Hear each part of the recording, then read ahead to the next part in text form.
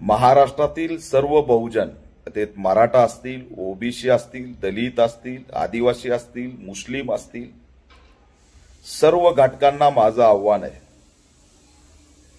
की ही जी काही अचानक 2-3 दिवसापासून मीडिया ट्रायल सुरू झालेली आहे, ती पराभूत मानसिकतेतून रडीचा डाव सुरू झालेला अशी स्थिती आहे। लोकशाहीमध्ये इगोला, प्रेस्टिजला काही थारा नसतो, प्रतिष्ठेला सुद्धा काही थारा नसतो। पराभव झालाय तर स्वीकारायचा असतो, परंतु सुडाची भावना निर्माण करून समग्र महाराष्ट्रच दंगलीच्या उंबरठ्यावरती उभा करण्याचा खोडसाळपणा राज्यकर्ते करत आहेत आणि नकळत फुले शाहू बाबासाहेबांचा महाराष्ट्र पेटवण्याचा प्रयत्न सुरू झालेला आहे। हळूहळू तुम्हाला मी आधीच सांगितलेलं आहे की गृहमंत्री पदाचा राजीनामा का दिला। हळूहळू तुम्हाला हा खेळ उघडा झालेला दिसेल, पण राजकीय सत्तेसाठी आणि सत्तेच्या मलिद्यासाठी तुम्ही महाराष्ट्रातल्या जाती विघटन करून येणाऱ्या 100 वर्ष त्या तोडू शकत नाहीत। अंगुलीमालच्या भूमिकेमधून बाहेर पडा। एकदा का तोडलं तर ते जोडलं जाणार नाही, एवढं लक्षात ठेवा। तुमची प्रसिद्धी, तुमची मीडिया ट्रायल हे सगळं थोतांड महाराष्ट्राला कळतंय।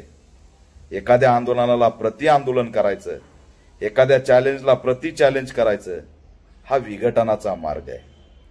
विरोधाचे अनेक मार्ग आपल्या पुढे उभा होते, कोर्टाचे मार्ग होते, अनेक मार्ग आहेत, परंतु जाणीवपूर्वक जे उभा राहिलं या 2 दिवसात ते सोपं आणि साधं नाहीये।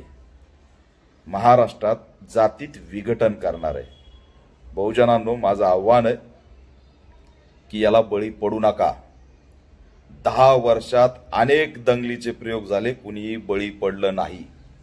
आताही काय करायचं यांना करू द्या, पण बळी पडायचं नाही। संविधान वाचवण्यासाठी राजकीय क्रांती केली म्हणून चिडून तुम्ही हा खेळ उभा केला, समजत नाही। कुणाला काय देणार आहेत, कुणाला काय देणार नाहीत याचे खुलासे करत नाहीत, याच्यावरती कुणी डिबेट लावित नाही, पण राजकारणासाठी एकामेकावरती माणसं घालण्याचं काम सुरू झालंय। हे जे काय पिलर आणि बागुलबो आणि बुजगावने तुम्ही उभा करताय, अचानक पराभूत मानसिकतेचं हे लक्षण आहे।